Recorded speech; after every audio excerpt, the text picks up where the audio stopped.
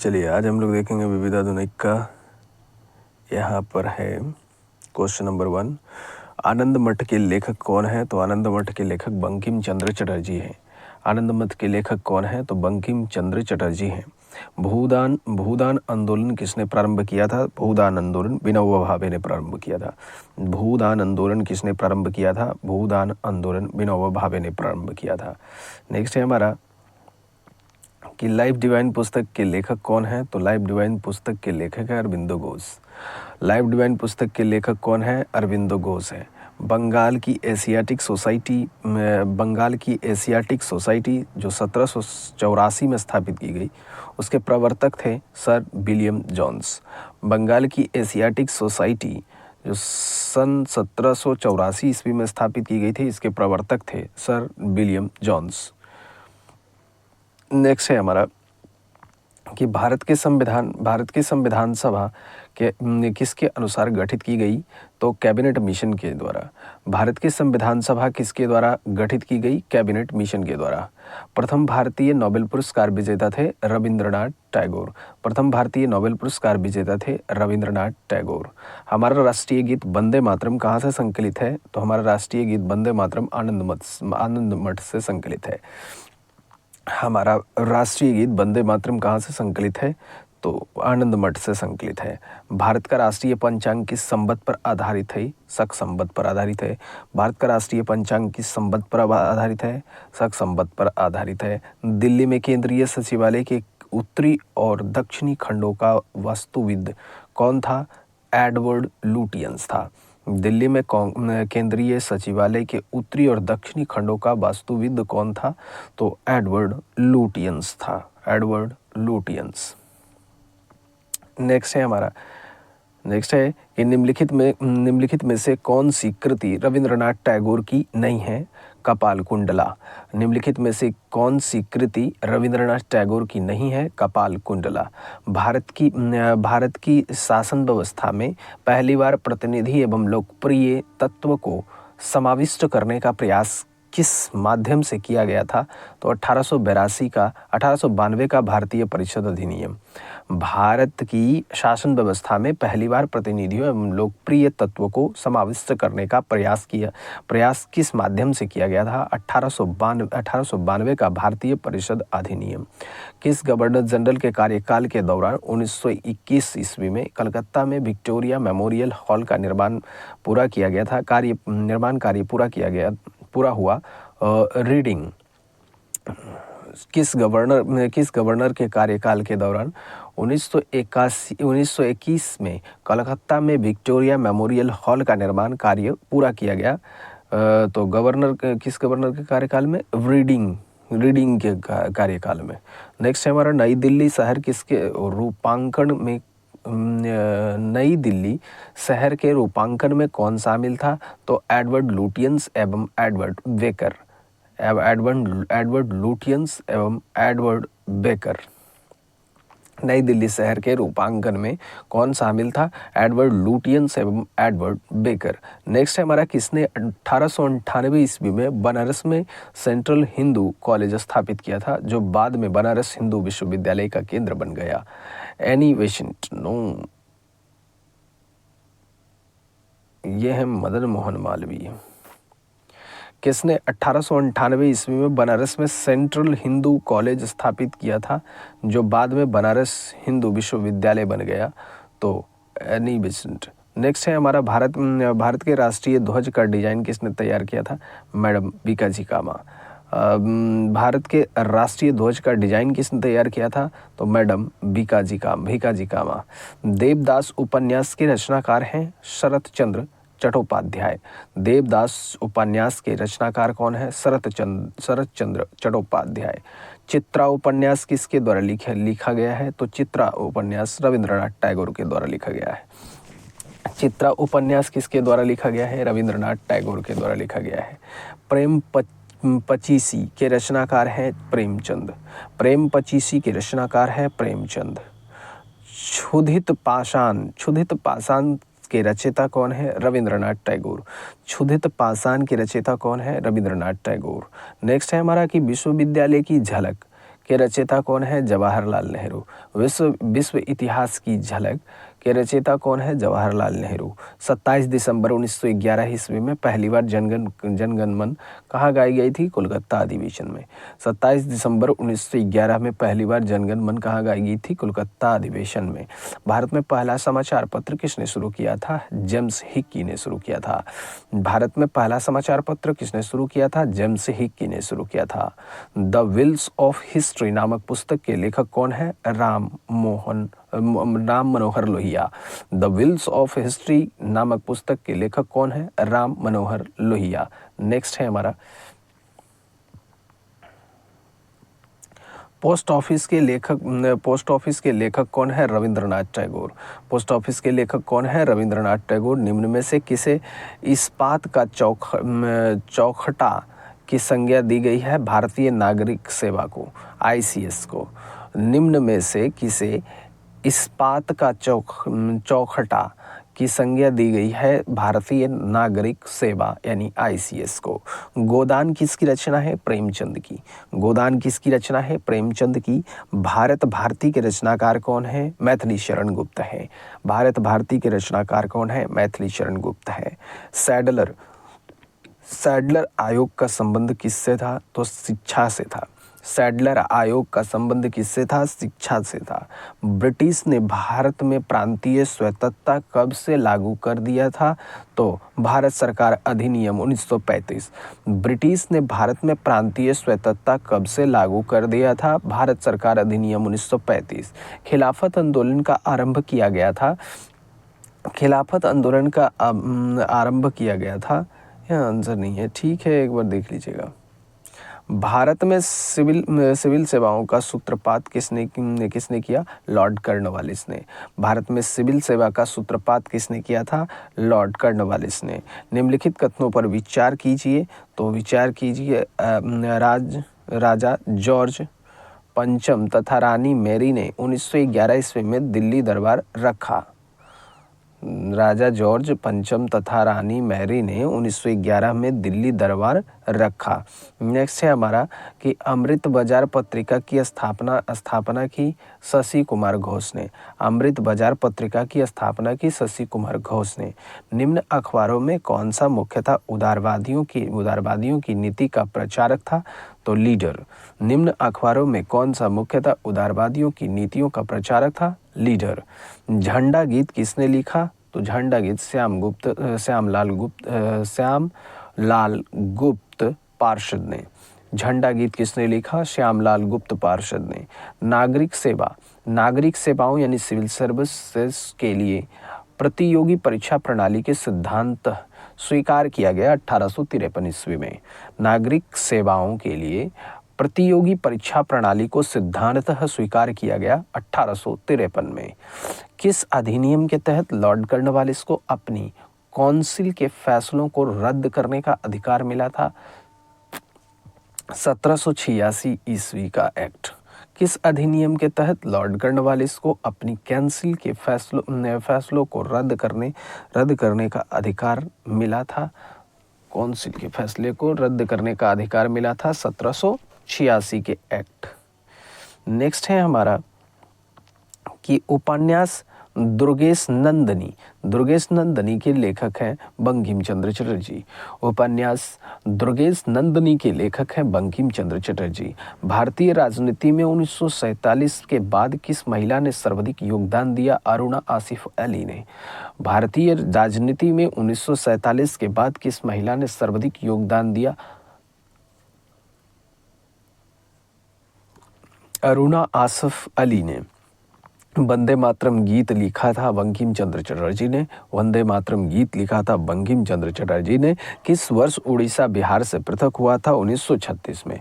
किस वर्ष उड़ीसा बिहार से पृथक हुआ था? 1936 में। स्तंभ 1 में अंकित नामों को स्तंभ 2 में अंकित नामों से सुमेल करे। एक में है पुस्तक, दूसरे में है लेखक। History of the freedom movement in India, Tarachand. History of the freedom movement in India, Tarachand. History of the freedom movement in Bihar, W.W.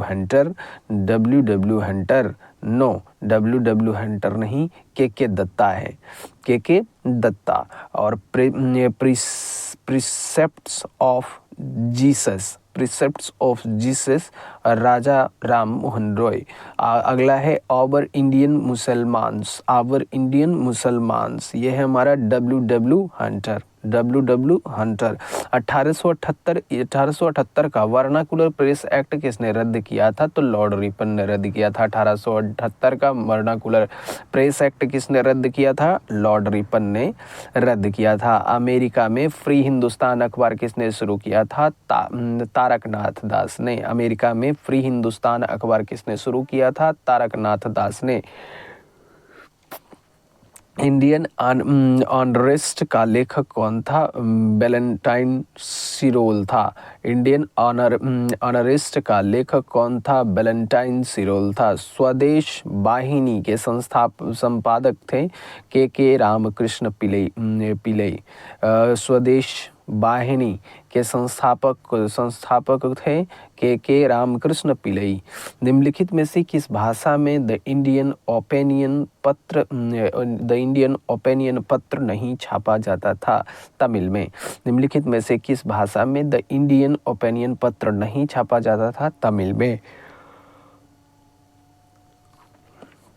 Hunter commission के रिपोर्ट में किसके विकास पर विशेष जोर दिया गया था? प्राथमिक शिक्षा पर। हंटर कमीशन की रिपोर्ट में किसके विकास का विशेष जोर दिया गया था? प्राथमिक शिक्षा की। किस एक्ट के द्वारा भारत के गवर्नर जनरल को अध्यादेश जारी करने का शक्ति प्रदान की गई? इंडियन काउंसिल एक्ट 1861 का। किस एक्ट के द्वारा भारत के गवर्नर जनरल को अध्यादेश जारी करने की शक्ति प्रदान की गई? Indian council act 1861। निम्न में से किसने सर्वप्रथम प्रेस सेंसरशिप लागू की थी? वेलेस्ली ने। निम्न में से किसने सर्वप्रथम प्रेस सेंसरशिप लागू की थी? तो वेलेस्ली ने। निम्नलिखित में से सबसे बाद में क्या हुआ था? तो बंगाल का विभाजन हुआ था। निम्नलिखित में से सबसे बाद में बंगाल का विभाजन हुआ था। नेक्स्ट है हमारा सूची 1 को सूची 2 के साथ सम्मिलित कीजिए। समाचार पत्र और संपादक है हमारा, ये हो गया हिंदू हो गया। हिंदू समाचार पत्र के संपादक कौन थे? तो हिंदू समाचार पत्र के संपादक थे हमारे सी सुब्रमण्यम अय्यर। सुधारक के जेके गोखले। वॉइस ऑफ इंडिया दादा भाई नौरोजी। बंगाली एस.एन. बनर्जी। नेक्स्ट है हमारा, निम्न में से किसके अंतर्गत भारत में सर्वप्रथम सर्वोच्च न्यायालय की स्थापना की गई थी? रेगुलेटिंग एक्ट 1773 के। निम्न में से किसके अंतर्गत भारत के सर्वप्रथम सर्वोच्च न्यायालय की स्थापना की गई थी? Regulating act 1773। पत्रकार के कर्तव्य का निर्वहन करते हुए जेल जाने वाला प्रथम भारतीय था बाल गंगाधर तिलक। पत्रकार के कर्तव्य का निर्वहन करते हुए जेल जाने वाला प्रथम भारतीय था बाल गंगाधर तिलक। मैडम भीकाजी कामा से संबंधित निम्नलिखित कथनों पर विचार कीजिए। मैडम कामा दादा भाई नौरोजी की निजी सचिव रही और मैडम कामा के माता पिता पारसी थे। मैडम कामा दादा भाई नौरोजी की निजी सचिव रही और मैडम कामा के माता पिता पारसी थे। नेक्स्ट है हमारा, स्वतंत्र भारत का अंतिम गवर्नर जनरल कौन था? तो सी राजगोपालाचारी था। स्वतंत्र भारत का अंतिम गवर्नर जनरल कौन था? सी राजगोपालाचारी था।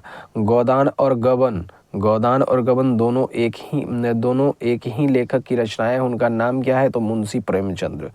गोदान और गबन दोनों एक ही लेखक की रचना है, उनका नाम क्या है? तो मुंशी प्रेमचंद। बनारस हिंदू विश्वविद्यालय BHU की स्थापना किसने की थी? तो मदन मोहन मालवीय ने की थी। बनारस हिंदू विश्वविद्यालय की स्थापना किसने की थी? मदन मोहन मालवीय ने की थी। Guilty man of India's partition पुस्तक किसने लिखी थी? डॉक्टर राम मनोहर लोहिया ने लिखी थी। Guilty man of India's partition पुस्तक किसने लिखी थी? डॉक्टर राम मनोहर लोहिया ने लिखी थी। इनमें से कौन भारत में मुसलमानों की उच्च शिक्षा के लिए पथ प्रदर्शक बने? सर सैयद अहमद खां। इनमें से कौन भारत में मुसलमानों की उच्च शिक्षा के लिए पथ प्रदर्शक बने? तो सर सैयद अहमद खां। निम्नलिखित कथनों पर विचार कीजिए। तो विचार है आपके कि गवर्नमेंट ऑफ इंडिया एक्ट 1858 के अंतर्गत ब्रिटिश संसद ने ईस्ट इंडिया कंपनी को पूर्णतः समाप्त कर भारत में सीधा शासन का उत्तरदायित्व को ग्रहण किया। गवर्नमेंट ऑफ इंडिया एक्ट 1858 के अंतर्गत ब्रिटिश संसद ने ईस्ट इंडिया कंपनी को पूर्णतः समाप्त कर भारत में सीधी शासन का उत्तरदायित्व ग्रहण किया। इन कथनों यहाँ नेक्स्ट है हमारा कि निम्नलिखित विद्रोहों में से किसको बंकिम चंद्र चटर्जी ने अपनी उपन्यास आनंद मठ में उल्लेख कर प्रसिद्ध किया? सन्यासी विद्रोह। निम्नलिखित विद्रोह में किसको बंकिम चंद्र चटर्जी ने अपने उपन्यास आनंद मठ में उल्लेख कर प्रसिद्ध किया है? तो सन्यासी विद्रोह को। नेक्स्ट है हमारा lectures from Colombo to Almora निम्नलिखित में से किस एक के अनुभव पर आधारित है? स्वामी विवेकानंद पर। Lectures from Colombo to Almora निम्नलिखित में से किस एक के अनुभव पर आधारित है? स्वामी विवेकानंद पर। सूची 1 को सूची 2 के साथ सम्मिलित कीजिए। समाचार पत्र और प्रारंभ करने वाला। तो बम्बई क्रॉनिकल के कौन हो गए? Bombay chronicle Firoz Shah Mehta. Commonweal Annie Besant. Leader Madan Mohan Malaviya. Searchlight Sachchidananda Sinha. निम्नलिखित में से कौन सा युग्म सही सम्मिलित नहीं है? तो सही सम्मिलित नहीं है राजा राव जो है तेलुगु भाषा से, गलत बात है। गोविंद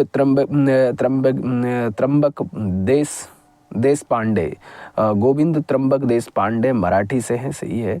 सुब्रमण्यम भारती तमिल से, सही है। ताराशंकर जोशी गुजराती हैं, ठीक है।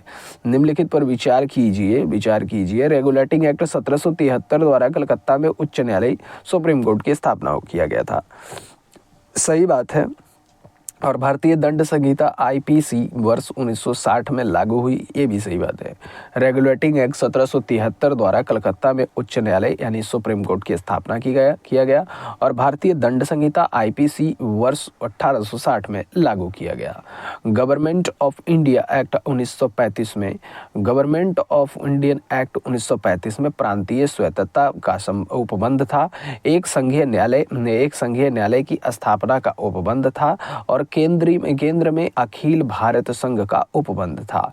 गवर्नमेंट ऑफ इंडिया एक्ट 1935 में प्रांतीय स्वायत्तता का उपबंध था। एक संघीय न्यायालय फेडरल कोर्ट की स्थापना का उपबंध था और केंद्र में अखिल भारत संघ का उपबंध था। नेक्स्ट है निम्नलिखित युग्मों में से कौन सा एक सही सम्मिलित नहीं है? तो वर्नाकुलर प्रेस एक्ट कर्जन, ये गलत है। बाकी Pitt's India Act Warren Hasting के समय, Pitt's India Act Warren Hasting के समय और electric doctrine of lapse Lord Dalhousie के समय, Pitt's India Act Warren Hasting के समय और इल्वर्ट बिल रिपन के समय 1935 में भारत सरकार अधिनियम की कुछ विशेषताएं थी। तो विशेषताएं थी कि गवर्नरों को विधायी क्रियाओं में निषेधाधिकार यानी वीटो की शक्ति तथा स्वयं द्वारा विधि बनाने का था और सांप्रदायिक प्रतिनिधित्व गवर्नर प्रांतों में द्वैध शासन की समाप्ति थी। गवर्नर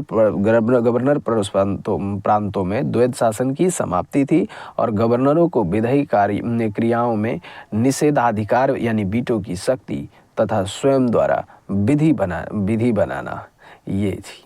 निम्नलिखित कथनों में से कौन सी एक सही है? तो वर्ष 1946 में प्रांतीय सभाओं द्वारा भारत की संविधान सभा चुनी गई, यही सही है। नेक्स्ट है हमारा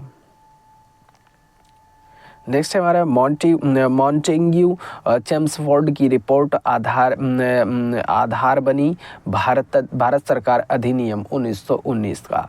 मॉन्टेग्यू चेम्सफोर्ड की रिपोर्ट आधार बनी भारत सरकार अधिनियम 1919 का।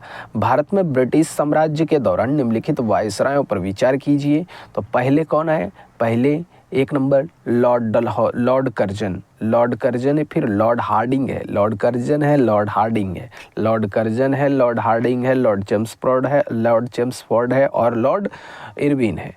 कर्जन है, हार्डिंग है, चेम्सफोर्ड है, इरविन है। कर्जन है, हार्डिंग है, चेम्सफोर्ड है, इरविन है। नेक्स्ट है हमारा कि 1916 में मौलाना मोहम्मद अली तथा अबुल कलाम आज़ाद ने विधान परिषद में त्यागपत्र दे दिया था।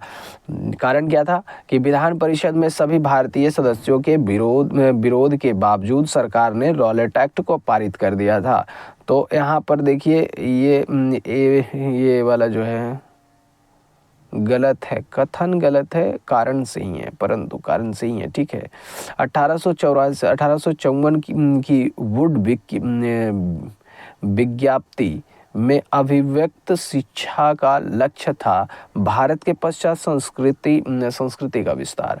1954 की वुड विज्ञप्ति में अभिव्यक्ति शिक्षा का लक्ष्य था भारत में पाश्चात्य संस्कृति का विस्तार।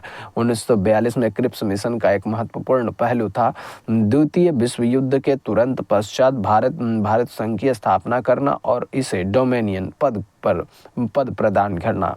1942 के क्रिप्स मिशन का एक महत्वपूर्ण पहलू था द्वितीय विश्व युद्ध के तुरंत पश्चात भारत संघ की स्थापना करना और उसे डोमिनियन पद प्रदान करना।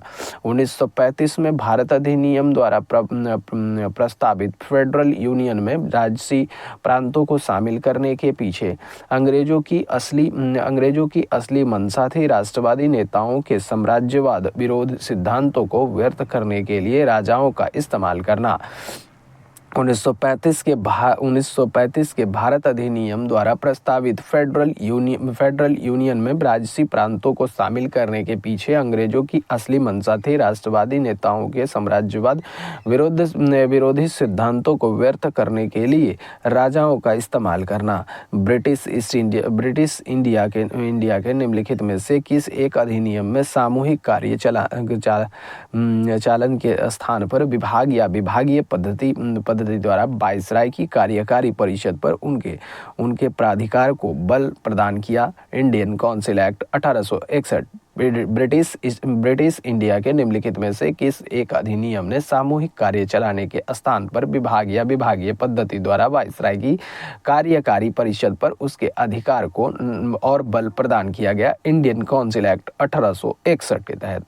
नेक्स्ट है हमारा सूची 1 को सूची 2 के साथ सम्मिलित कीजिए। भारत के औपनिवेशिक सूची 1 में है भारत के औपनिवेशिक सरकार के अधिनियम और इधर है प्रावधान।